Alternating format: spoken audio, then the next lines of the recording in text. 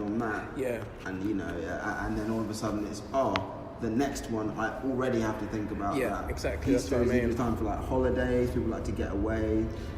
Easter isn't for another like 3-4 months as well. Just started into January. It just seems so apprehensive. I'm already thinking about Easter, and then when Easter ends, what's the next holiday after that? They will be putting it out for that. So here's a fun fact for you. Did you know that we in the UK are more likely to have a white Easter than a white Christmas? That sounds very right, yeah. Yeah, it's very strange. It's a quirk of the weather and the statistics. Yeah. I heard it on a podcast yesterday, and I looked it up, and I'm just like, I do not believe it, but then, I mean, the way how global warming is working at this moment in time is we want things to stay as they are because I don't think they're going to get any better. So we just want it to just stay at because last year's summer, it was pretty damn hot, and I don't want it to be hotter than that. I wouldn't want it to be colder, but like it just feels like maybe it's felt like the same weather since October. We're now in January. Yeah, but now we're going to have the cold winter snap. Yeah, they said we're recording in like the first or second week of January. Yeah. But it's going to be the later weeks of January and February and March that are going to be blitz. The beast from the east said it's coming back. Yeah, last year it was about the same time as well. Yeah, it's true. So, I mean, it's worth it. Okay, why can't I click on this? Oh, that makes sense. So there's this new, I guess, scheme that they're doing at this moment in time to kind of update prisons. Okay, yeah, prison reform. Is that what we're on about? Yeah. So they're thinking of taking the bars off windows and making cells look more like rooms. So like, a full door instead of cells. Yeah. And like instead of have bars on windows, they'll have, I don't know, an open window or just something maybe hazed out or something like that. Fine. So it's kind of bringing more respect to the criminals or the inmates. Right. And they said that also instead of calling them inmates or prisoners, they're going to start calling them men. Okay. So to me, I don't know, it feels like I've never been to prison myself, but from what I see from videos and the way how people are able to get mobile smartphones so easily into prisons and be able to film their experiences within there, you do a crime and you get treated better than the worst person who lives on the streets, So have you seen The Dark Knight, yeah? Yeah, I've seen the last scene of The Dark Knight where there's the criminals on the boat and then there's the standard civilians on the boat. Yeah. And they each have the detonator for each other's, boat, yeah? The reason why I bring that up is because it speaks to how we view our prisoners, specifically in this country. I know it's America, but in the UK, prisoners, anything to do with prisons is barely ever spoken about. It's never a vote winner. You're not going to win any election votes on that. And they tend to be not only intentionally overlooked, but in terms of the institutions of the country, it's deliberately, consistently, chronically underfunded. Yeah, I know. And I'm always worried about whatever the surface changes are to prison. What's actually happening, nuts and bolts, in the prison, effectively, the prison industrial complex, and the PRU to prison pipeline between the UK. I'm always worried about the changes that are going on that will affect that. So, for instance, you look at how much the average prison worker gets paid, and how, as an effective austerity since about 2010, those wages have either stagnated or gone down, or definitely not increased with inflation or whatever. You look at obviously the increased danger and overcrowding in prisons, and because prisons are set up to be, especially in the UK, they're set up to be not places to reform people. They're places of punishment, and it's all about making an example instead of rehabilitation into society. So I do get what you're saying about the optics of the optics of it being, it looks like, oh, prisoners are being treated better. But you've got to understand, they're prisoners, their freedom's been taken away, and if we ever want them to be, like, not a menace to society. Yeah, or menace, or not a threat to society, if we want them to actually be able to come out of prison and go back into society, then weirdly enough, you have to invest in them. Yeah. Like you have to train them and give them skills. You have to. So the classic example is like, in America there'll be like barbers, and there'll be like metal work, and there'll be all these activities in giant air quotes that you do, and weirdly enough, that labour in America is often, it's effectively slave labour that they can use to sell products and stuff like that. I'm not sure about how it works in the UK specifically in terms of that stuff, but what I do know is that each Justice Secretary for the Conservatives since 2010 has just been consistently awful for prison reform. They talk about it and do nothing. There was, I think Chris Grayling, before he was Transport Secretary, or it may have been Michael Gove when he was Justice Secretary, but either one of those two were trying to remove books from prisons. They were trying to remove books from libraries from prisons. And you think about,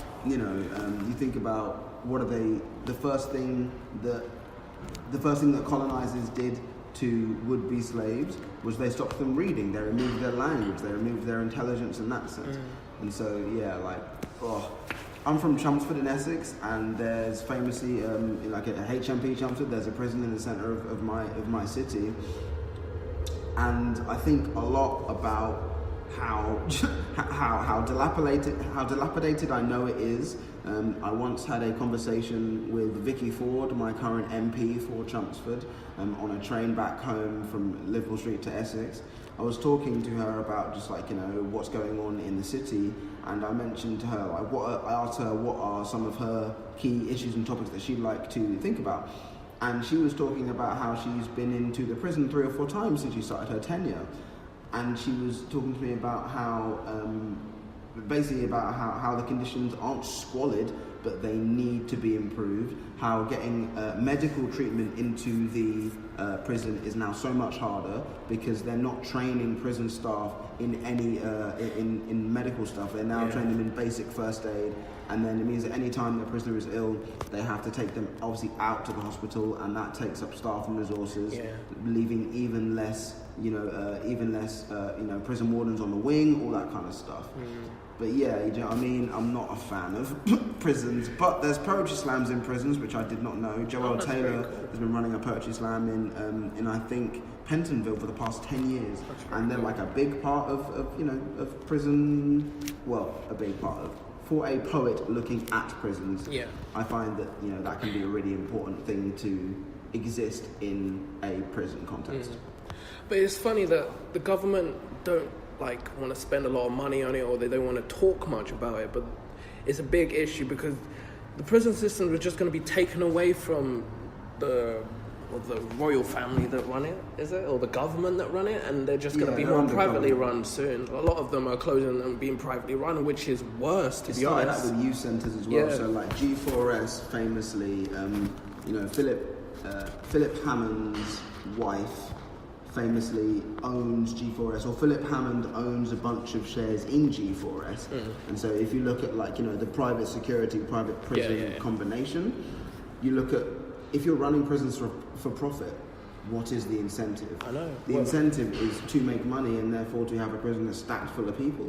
Hence hence the criminalisation of small drugs.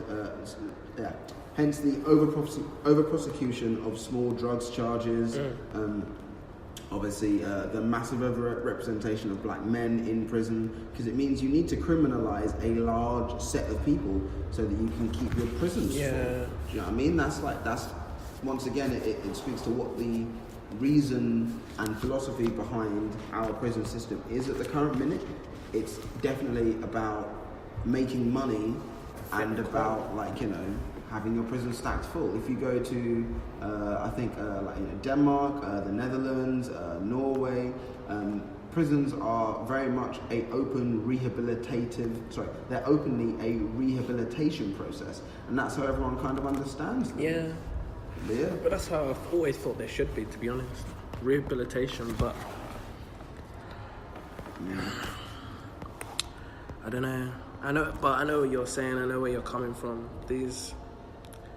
If you see people that go to prison as human, then they don't come out thinking that people don't think that much of me anyway, so what's the point of me trying to do better? Mm-hmm. Yeah, very much so.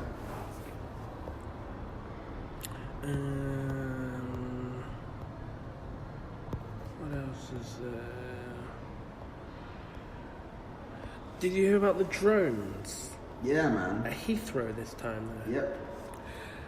This morning, this was, Yeah, this morning I saw that. I thought it was like it's the first time I went on my news app yesterday, and I was like drones at airport, but isn't this last year?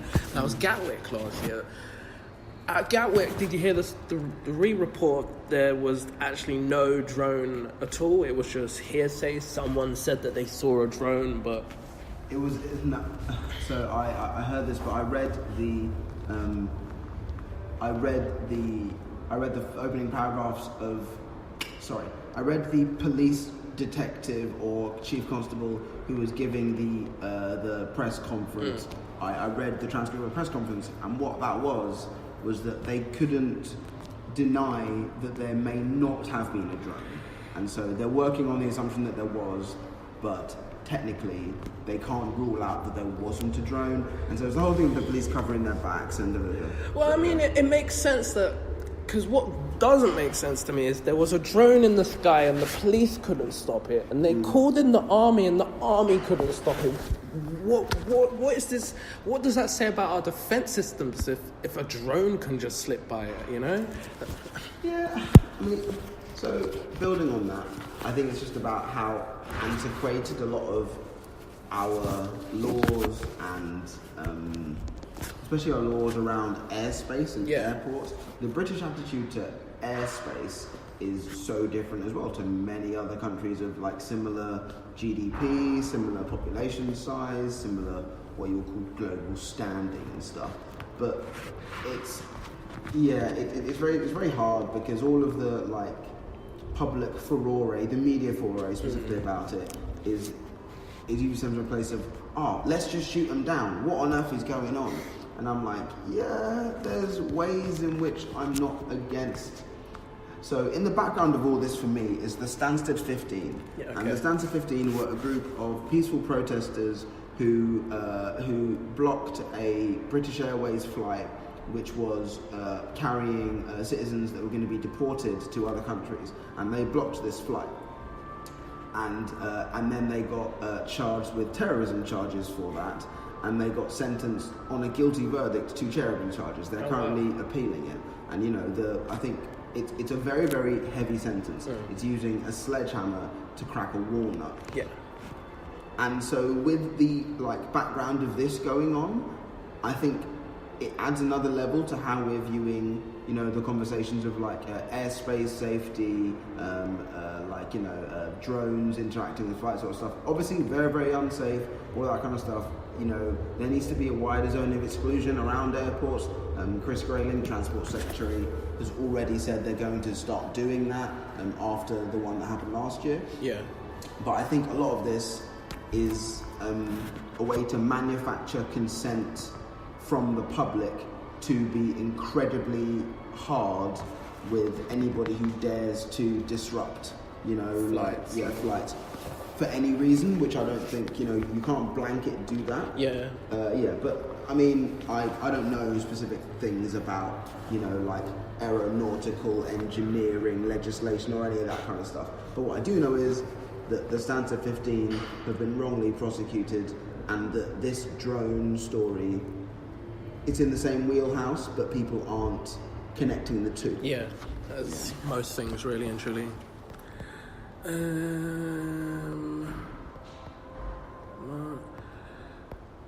I thought this story was kind of interesting. So there was this lady in Wales, I think it was.